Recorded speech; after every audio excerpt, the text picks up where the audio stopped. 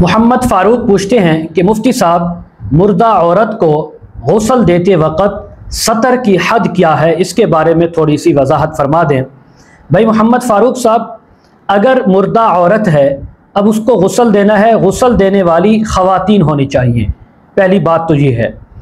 अब उसके सतर का जो हिस्सा है वो वैसा ही है जैसे मर्द का सतर मर्द के लिए है, और मर्द का सतर मर्द के लिए जो शरीयत मुताहरा ने मुकर्रर किया है वो नाव से लेकर घुटनों तक, ठीक है, उसके यानी नाव, मर्द के नाव से लेकर घुटने तक जो हिस्सा है इसके ऊपर कपड़ा डालना चाहिए, बाकी हिस्सा नंगा हो, कोई बात नहीं, मर्द को गुस्ल दिया जा सकता है, मर्द दे सकते हैं।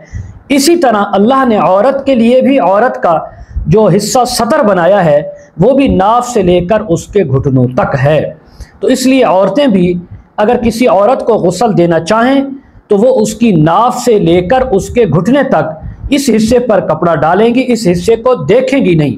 हाथ फेरना हो, धोना हो, वो धो सकती हैं, अंदर औरत हाथ डाल के उसकी टांगे वगैरह धो सकती है, शर्मगाह को साफ भी कर सकती है, लेकिन देख नहीं सकती।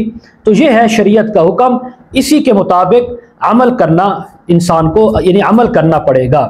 दूसरी बात यह है, अगर किसी औरत को गुस्ल देने के लिए औरत मौजूद ही नहीं है तो फिर उसका जो यानी करीबी महरम है या खामद है वो सारे जिस्म पर कपड़ा डालकर उस औरत को गुस्ल दे सकते हैं, अगर कोई औरत यानी मौजूद ही नहीं है।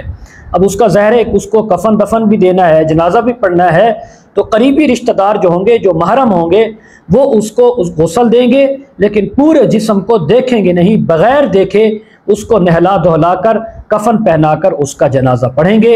अल्लाह ताला हमें शरीयत मुताहरा पर अमल करने की तौफीक अता फरमाए।